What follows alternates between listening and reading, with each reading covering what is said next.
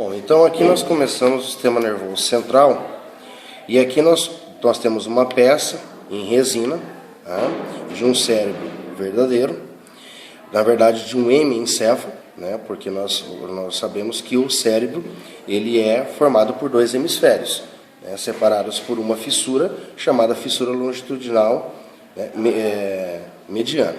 Então aqui nós temos então um hemiencéfalo numa vista medial, tá, e que nós conseguimos observar então as regiões, né, que formam o encéfalo, ok? A primeira região aqui, ó, então nós vamos ter, né, formando também o tronco encefálico, é a região bulbo, ok?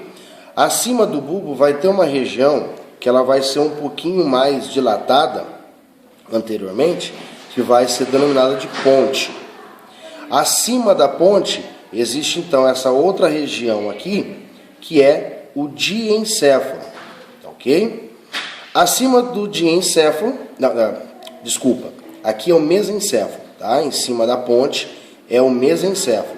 E acima do mesencéfalo, então, você vai ter o diencéfalo, que é uma região um pouco maior, tá? Acima do diencéfalo, nós temos então toda essa outra região aqui, formada por giros e sulcos, né, que vai ser denominado telencéfalo, ok? Então, essas regiões vão formar o meu encéfalo. Se nós observarmos então o bulbo, a ponte e o mesencéfalo, formam uma estrutura chamada tronco encefálico, né, aonde a gente vai ver mais à frente que vai apresentar núcleos de nervos cranianos e vai ser responsável por controle da respiração, batimentos cardíacos e várias outras funções de reflexo, tá? O mesencéfalo aqui em cima, ele vai, né, ainda pertencer ao tronco encefálico. O diencéfalo, então ele vai apresentar várias estruturas e vai apresentar três partes, então, como nós podemos observar aqui, ó. A parte central do diencéfalo, né, num formato meio ovalado, né, ele vai ser denominado de tálamo. Esse tálamo vai ser formado por núcleos que vão ter a função de retransmitir as informações, tanto aferentes quanto eferentes, né, para o córtex e do córtex. Abaixo do tálamo, nós temos uma região triangular com o ápice voltado para baixo, que é denominado de hipotálamo. E esse hipotálamo é conectado a uma glândula, né, que não dá para ver aqui nesta peça, que é a glândula hipófise, também chamada em algumas literaturas de glândula pituitária, ok? O hipotálamo, então, ele vai apresentar várias funções, como o controle endócrino, né, de todo o meu organismo, e também o controle, né, do sistema nervoso autônomo, simpático e parasimpático. E, posteriormente, aqui nós temos uma região denominada de epitálamo, que a principal estrutura dela, né, que é esta estrutura meio arredondada aqui, que é chamada de glândula pineal. A glândula pineal ela vai estar relacionada com o ciclo circadiano, né, sono e vigília, né, claro que induzida pela claridade, né, pela produção de melatonina e assim por diante, como nós vamos ver mais à frente, tá? Acima do diencéfalo, então, nós vamos ter o tálamo, o telencéfalo, que vai ser formado por várias elevações em formas de giros, né? E entre os giros vamos ter espaços que são denominados de sulcos. O telencéfalo, então, ele vai apresentar o córtex cerebral, que é a substância cinzenta, que tem a função de receber todas as informações sensitivas, né, seja ela sonestésica, geral, né, tato, dor, pressão e temperatura, como também a audição, a visão, o olfato, a gustação e também o equilíbrio, tá, ok? Aqui ainda nós conseguimos enxergar, né, entre o diencéfalo e o telencéfalo, essa estrutura aqui, ó, né, em forma de orelha, que é denominada de corpo caloso. Esse corpo caloso ele tem uma função de comunicar os dois hemisférios, né, as informações. Então toda informação que entrar no hemisfério ele, né, acaba passando para o outro hemisfério e os dois hemisférios ficam conectados com essa mesma informação. Aqui nós conseguimos observar também, né, aqui abaixo do corpo caloso, uma pequena cavidade. Essa cavidade é denominada de ventrículo lateral, que forma um dos ventrículos de todo o sistema ventricular, ok? Desse ventrículo lateral, então, onde é produzido o líquor, né, o líquido encefálico, esse líquido ele passa por uma cavidade que fica aqui no diencéfalo, sendo chamado o terceiro ventrículo, e do terceiro ventrículo ele vai passar por um canalzinho, né, que está sendo representado então aqui pelo número 22, ó. Esse canal, o líquor, ele vem até essa cavidade aqui, ó, entre a ponte e o cerebelo, que é chamado de quarto ventrículo. Esse canal que comunica o terceiro ventrículo com o quarto ventrículo é denominado de aqueduto cerebral, ok? Então ele fica no interior do mesencéfalo. E por último aqui ainda nessa peça nós conseguimos enxergar essa estrutura posterior aqui, ó, que é o cerebelo, ok? Então aqui só a metade do cerebelo. Se nós pegarmos então todo o encéfalo, que é o tronco encefálico, cerebelo e o telencéfalo, mais a medula espinal, tá? Então essa aqui é a medula espinal, que é a continuação então do encéfalo, que fica alojada no canal vertebral. Então eu juntando o encéfalo mais a medula espinal, eu tenho o sistema nervoso central. O sistema nervoso periférico vão ser esses nervos que saem, né, que se originam da medula espinal, que são denominados de nervos espinais, né? E também nós temos os nervos cranianos, que não dá para ver aqui agora, que são originários no tronco encefálico. Tá ok? Quando nós fazemos um corte frontal, né, ou coronal, né, muitas vezes denominado assim, nós podemos observar que o sistema nervoso central ele é formado por duas substâncias distintas, né? Uma mais escura e mais superficial e uma mais clara e mais interna. A substância externa, mais superficial, é denominada substância cinzenta, formada por corpos dos neurônios. E a substância interna é chamada de substância branca, sendo formada somente pelos axônios dos neurônios. Tá? Então, a substância cinzenta externa, a substância branca interna. Só que no encéfalo, nós temos um acúmulo de corpo de neurônio, que é a substância cinzenta, no meio da substância branca. Esse acúmulo de substância cinzenta é denominado núcleo, quando está localizado no encéfalo. Ok? Se ela estiver localizada no sistema nervoso periférico, ou seja, um acúmulo de um corpo de neurônio, entre um nervo, que é a substância branca, só que vai ser parte do periférico, eu vou denominar então essa substância cinzenta de gânglio. Então o gânglio é um acúmulo de corpo de neurônio, né, substância cinzenta, no meio da substância branca, que no caso vai ser o nervo, no sistema nervoso periférico. Já o núcleo, ele é um acúmulo de substância cinzenta no meio da branca, no sistema nervoso central. Ok? Depois disso, ainda eu consigo fazer um outro corte, né, um corte frontal também, né, onde eu consigo observar então o tronco encefálico, né, o bulbo, a ponte e o mesencéfalo mais aqui acima, né? Consigo enxergar o cerebelo aqui lateralmente, e agora eu vou começar a denominar algumas estruturas. Então o que eu consigo enxergar aqui também, que da ponte sai um braço, sai uma estrutura em forma de braço, né, de ponte, que vai para o cerebelo. Essa estrutura aqui, ó, que comunica a ponte com o cerebelo, é chamado de pedúnculo cerebelar. E aí nós vamos ter o médio, o superior e o inferior, tá? Que não dá para ver aqui nesta peça. E do mesencéfalo aqui, que é a parte mais superior do tronco encefálico, nós temos um outro braço, que sobe para o córtex cerebral. Então esses dois braços aqui, né, direito e esquerdo, são denominados de pedúnculos cerebrais.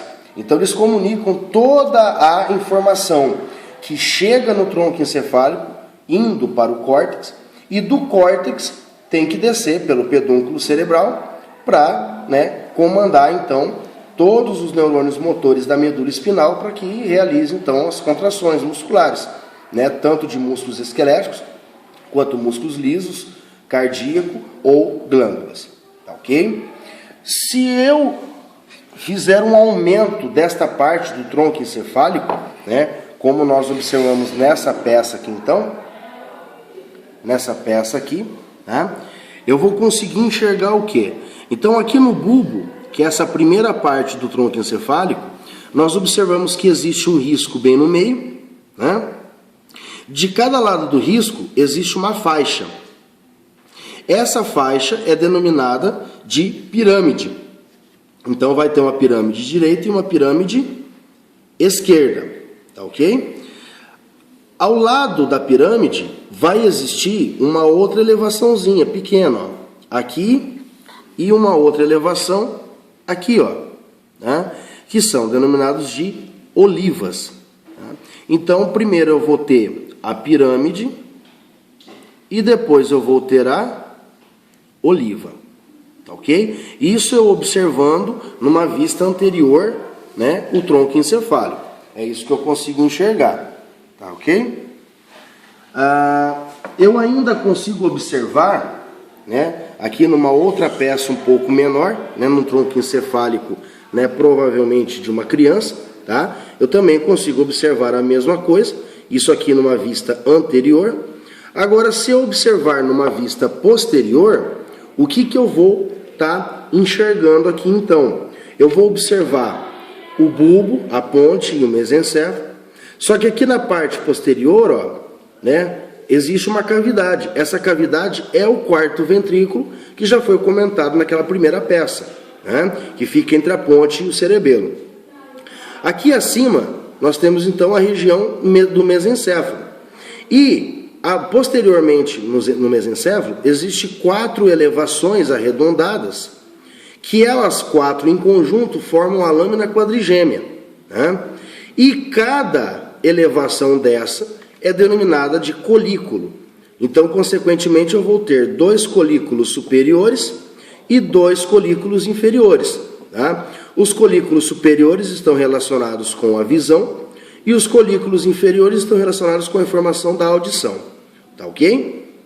Então, isso aqui é o que eu consigo enxergar no tronco encefálico numa vista posterior. Existe uma outra peça que nós conseguimos enxergar, né, agora com um corte mediano, em que nós conseguimos enxergar, né, observar o tronco encefálico e o cerebelo aqui posterior. Entre a ponte e o cerebelo existe então essa área que eu demarquei aqui, que é o quarto ventrículo. E aqui nós temos o bulbo, ponte e mesencéfalo, tá certo? E por último, então, agora nós vamos observar o telencéfalo, né? Então aqui nós temos um modelo em resina de um hemiencéfalo, né? A metade de um encéfalo, onde nós podemos observar várias cores. Essas cores representam os lobos do telencéfalo. E esses lobos são partes do hemisfério que estão em contato com o respectivo osso craniano, né? Então aqui nós podemos observar em azul, ó, o osso occipital que se relaciona com o osso occipital. Aqui em vermelho, né, o lobo parietal, que se corresponde com o osso parietal. Em verde, nós temos o lobo frontal, que se relaciona com o osso frontal. Em amarelo, nós temos o lobo temporal, que se relaciona com o osso temporal. E aqui embaixo, nós temos o cerebelo, né? Então eu consigo observar o cerebelo, tá ok? Aqui a mesma coisa se eu virar numa vista medial. As cores continuam. Então eu tenho o lobo frontal, o lobo parietal, o lobo occipital, o cerebelo aqui atrás E agora eu consigo ainda determinar mais outras cores, que é o bulbo, a ponte, o mesencéfalo, preto e amarelo é o diencéfalo, e em marrom o corpo caloso, que faz parte do telencéfalo, ok? E quando nós observamos o telencéfalo, né, além dele apresentar os lobos, nós conseguimos observar os giros, né? E esses giros já vão entrar na parte da divisão funcional do córtex cerebral, né, das áreas funcionais. Aqui os mais importantes giros e áreas, né, do telencéfalo está representado na cor vermelha e na cor azul. Aqui entre a cor vermelha e azul existe um sulco chamado sulco central, que fica lateral, né, numa vista lateral isso aqui. O giro que fica na frente ele é denominado de giro pré-central, que é o azul, e ele corresponde a todas as informações motoras. Então toda informação motora será originada deste giro pré-central e desencadeará a contração de músculos, glândulas, né, e assim por diante. E em vermelho está representando o giro pós-central, que é um giro que é denominado de giro área somestésica, porque todas as informações referentes a tato, pressão, dor e temperatura irão chegar nesse giro, né, vindos do pé, da perna, da coxa, quer dizer, de todo o meu corpo, ok? Então, vai chegar nesta área, nesse giro pós-central, e depois ele vai ser interpretado, né, correspondentemente para cada informação. Nós podemos observar aqui, ó, o 6B e o 6A, né, então uma cor verde, uma cor mais rosa, né, um rosa claro. Essas duas áreas aqui correspondem à área temporoparietal. E além da área temporoparietal, né, que faz a associação de toda a parte somestésica, auditiva, que nós vamos ver à frente, e visual, também vai existir uma área aqui chamada área de Wernicke, que é responsável pela compreensão de toda a linguagem, né, tanto falada quanto escrita. Essa parte em verde aqui posterior, né, pertence ao lobo occipital e ela está relacionada somente com a informação da visão, né? Então ela vai receber e vai interpretar a visão.